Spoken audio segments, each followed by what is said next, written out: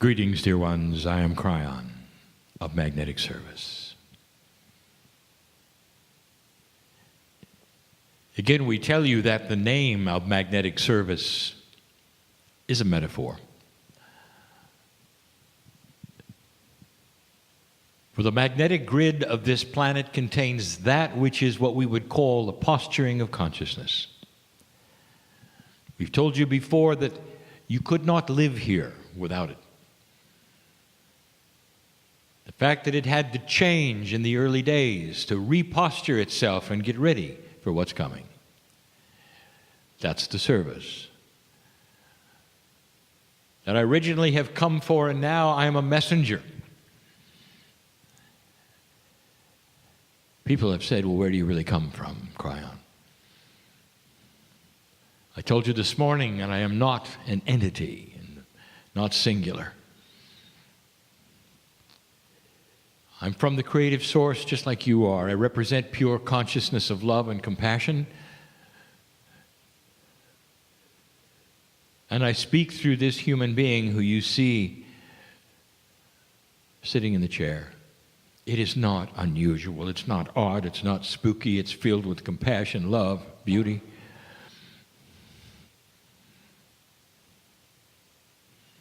You see this as so odd and so strange, and it's not.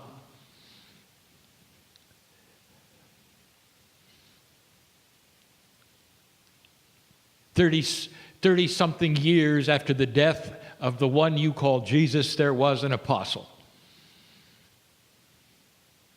Saul of Tarsus is in prison. Now his name is Paul, and he's writing what will someday become the Holy Scriptures. And he's sitting there by himself. And the man is filled with joy, and he has tears running down his cheeks. And in a half-light, he is inscribing the words that so many millions will read someday, and they will call it the Word of God. Is not the Word, it's Word of Paul. Under the influence of channeling, directly he is receiving information about the beauty of God, what has happened on the earth. The Master of Love, word after word, thousands of them in prison. And he is so alive with it. He's channeling. And you don't have any trouble with that, do you? But when a modern man sits in a chair and does even a fraction of this to give you updated messages from the creative source, there are so many who say, impossible. This is your discernment. There is no judgment of your belief. But I ask you to discern, at least discern.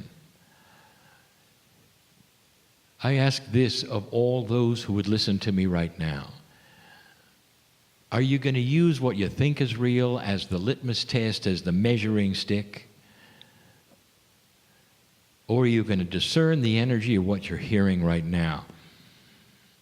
Are you going to listen to these words and understand and hear and feel the compassion and the love for you? Or have you already got your mind made up that it isn't happening? This channel today is going to be an answer to a question that was asked. It may not be exactly the question or exactly the answer, but it's close enough. For one of the driving questions that every old soul or light worker would have on this planet right now, one who is awakening to an energy that is so different right now, one who is aware that things are changing spiritually, physically, right now. That person would ask this kind of question. Dear Kyon, dear Spirit, dear God, in this new changing energy, what is it that a regular human being on this planet who is an old soul, what is it we can do that will not only enhance this energy, help ourselves, but also be commensurate to what is going to happen? What can we do? What is it, if you want to use the word, we should be doing? And we've told you before, there are no shoulds. So you reinterpret that and say, what is the most honorable thing that we can do to match the energy? And so I'm going to tell you. Now, dear ones, I've told you before. But every single time the question is asked, a more evolved answer will occur. For as your linear time goes by, the potentials change. Therefore, you're sitting in a reality you have never experienced yet.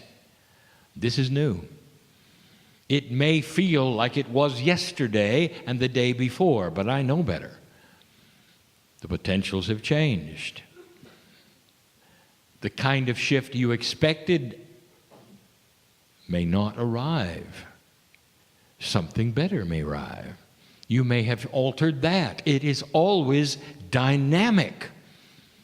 There is no set amount of energy being delivered to you on a certain schedule, dear ones, because your consciousness changes it every hour, all the time.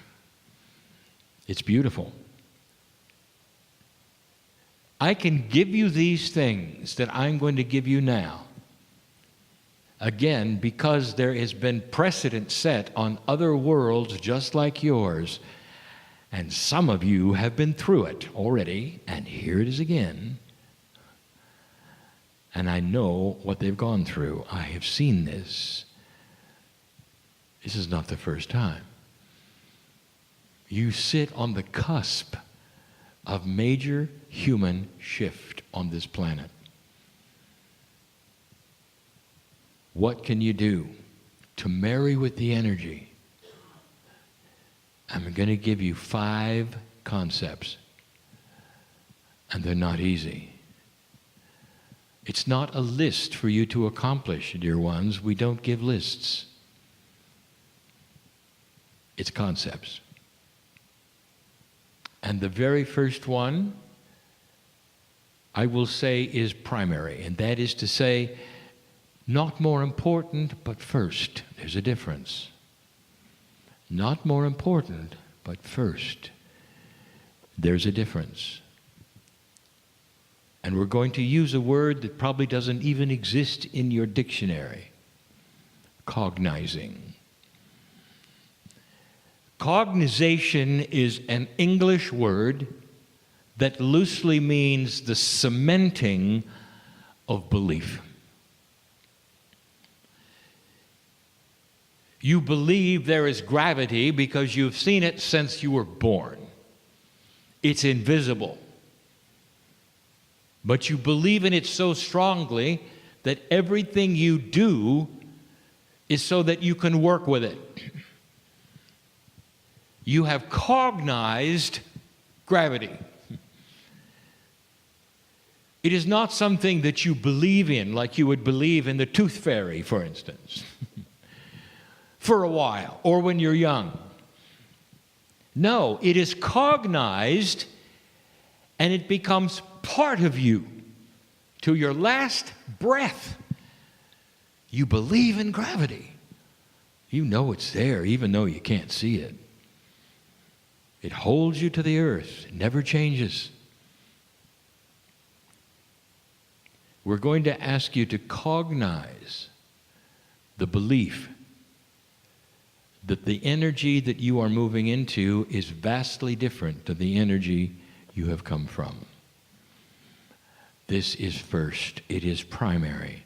You have got to cement this into your belief system so strongly that everything you do from now on recognizes The new energy is the new normal. It's never going backwards. It's part of a new plan. It's almost like you died and came back with new gravity. Like suddenly the gravity was lessened and you can do more things, and it's forever. And so you cognize this. Dear ones, it has to be first of the 5. Because you won't be able to do anything else unless you believe that this shift has happened and it's real. The shift is dynamic. It continues to change. But like you turn a page and you're reading new words in a new novel, the page stays turned. You don't go back and read what happened before it. The page got glued to all the others before it, and you can't get back to it. You are now past the page turn, experiencing the new energy, and that is the new gravity, and you cognize it. Believe that it's happening. Now, I keep saying this because there are those who aren't getting it. Because there's always that part of you that says, well, maybe it's not happening. You've got to get past this one. Every waking moment is the new energy. And you're part of this. And that is why you were born at this time, dear one. Old soul, are you listening to me in the chair and all the places perhaps not in this room? You wonder why you were born now. You want to know why things are happening to you that need to happen to you now. Maybe it's so you'll believe.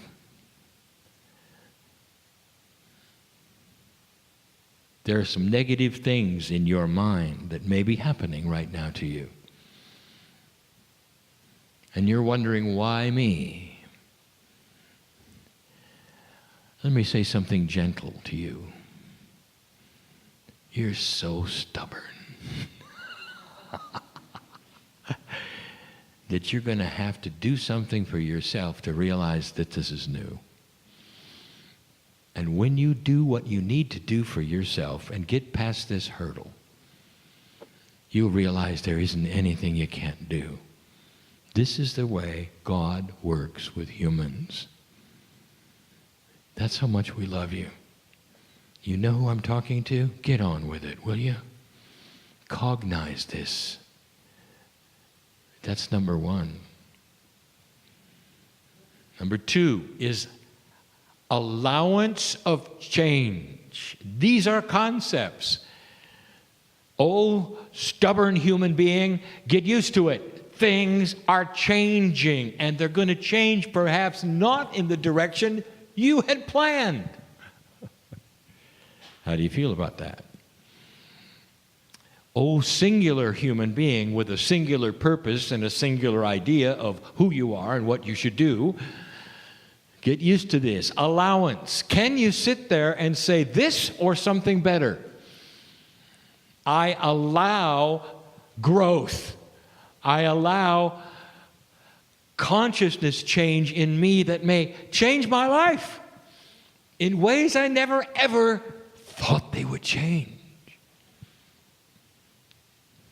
How afraid of this are you?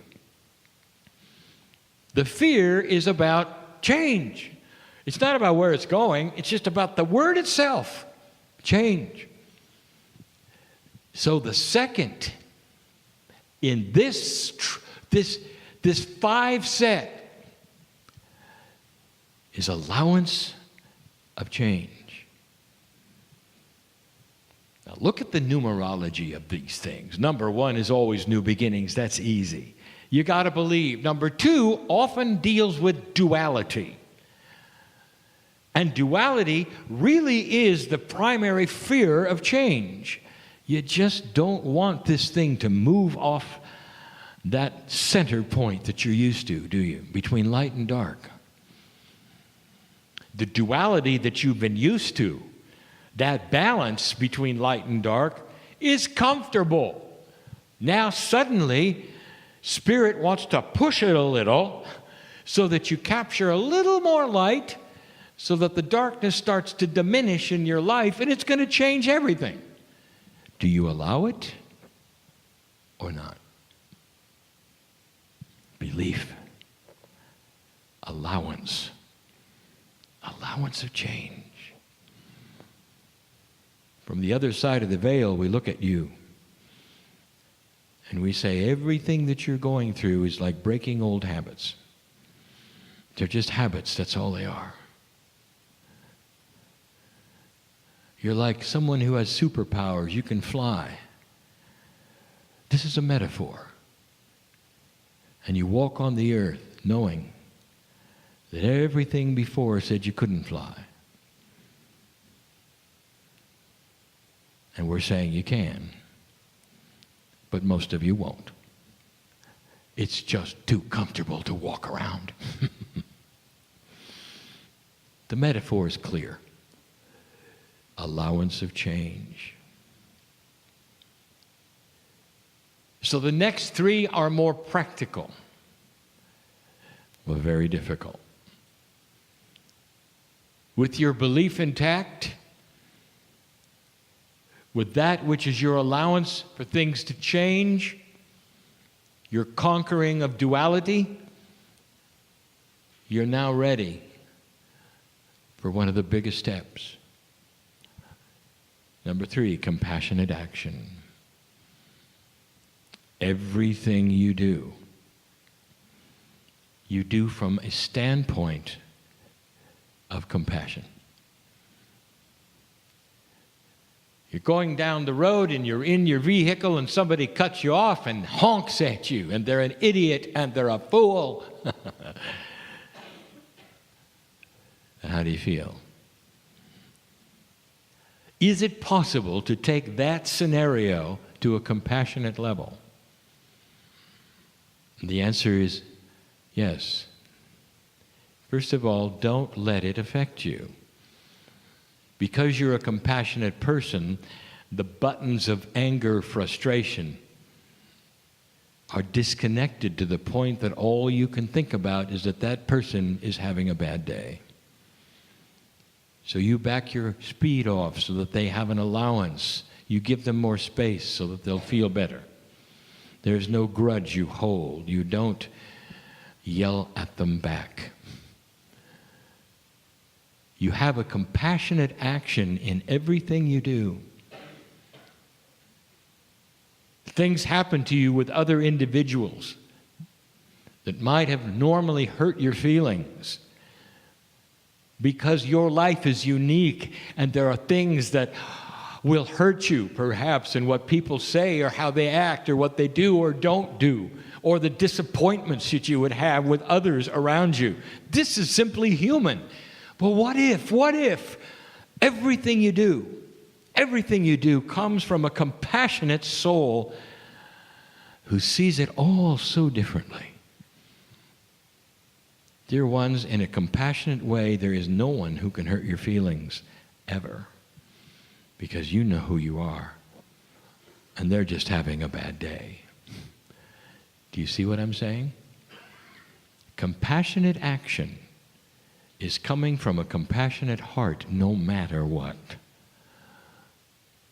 It is a position of strength. Now, some of you listening to this in other lands right now need to hear this.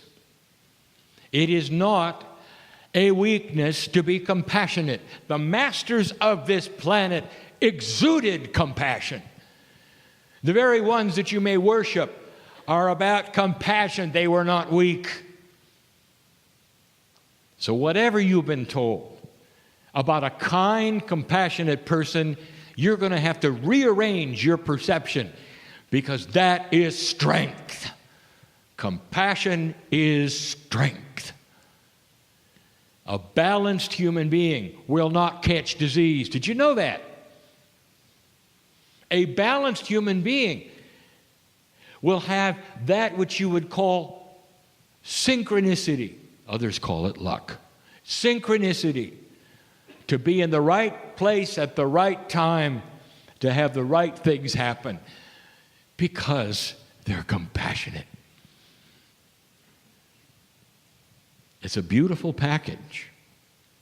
When you start a compassionate action path, everything changes. That was number 3. Now, 3 in numerology, of course, is the catalyst.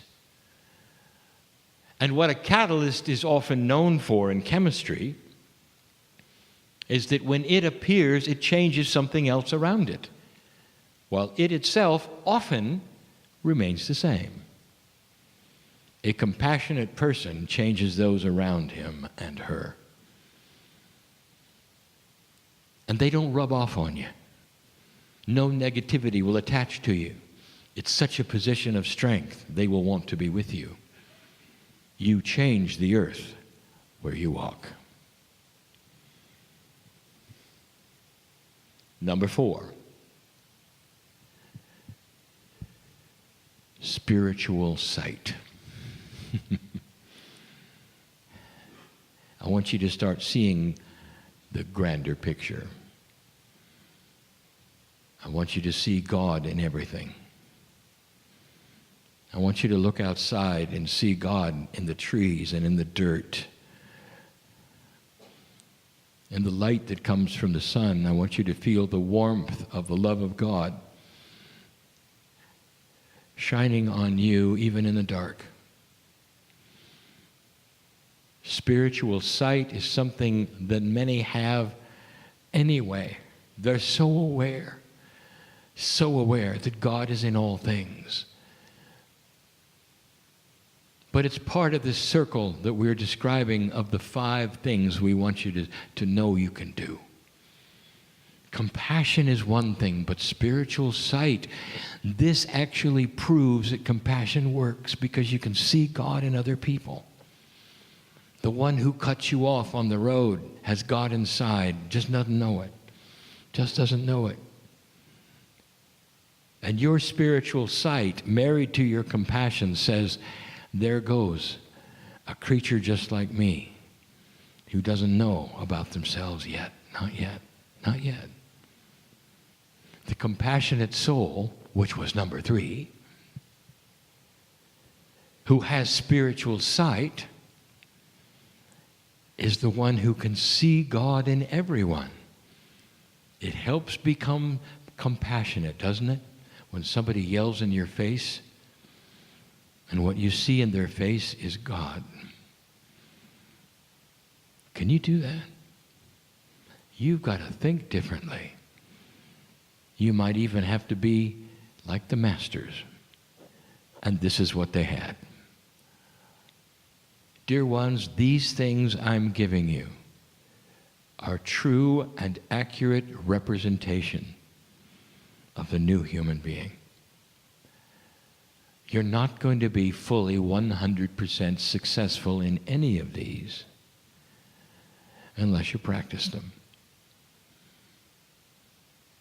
Number 1 was to cognize that which has changed. When you cognize something, it doesn't happen instantly. You're going to have to work on it. The belief has to be cemented gradually as you see the evidence of it, and eventually it cognizes itself. You are actually training yourself to cognize and believe. The allowance for change, you have to train yourself to accept things that might be different. You're working on it all the time. The compassion comes slowly, not all at once. Don't feel you failed because you get frustrated or even angry. It's just a reminder that you weren't compassionate yet. And spiritual sight, it comes with time, dear ones. It comes with time. There comes a time when everything you look at will be in the light of God. Everything that is there. The server who comes to the table is not a server. It's a beautiful human being carrying the Creator's light. And you smile at the server and you just want to hug that person and say thank you for coming to the table. You treat each other differently and you're kind, and it's not a weakness, it's a strength. It's the biggest strength you could ever have as a human being, to see God in others. You go outside and you see God in the trees, and you know that it's a system, that you're part of it and it's part of you. You can be overwhelmed with joy and love just to be part of the system. It's so different than you were taught, isn't it?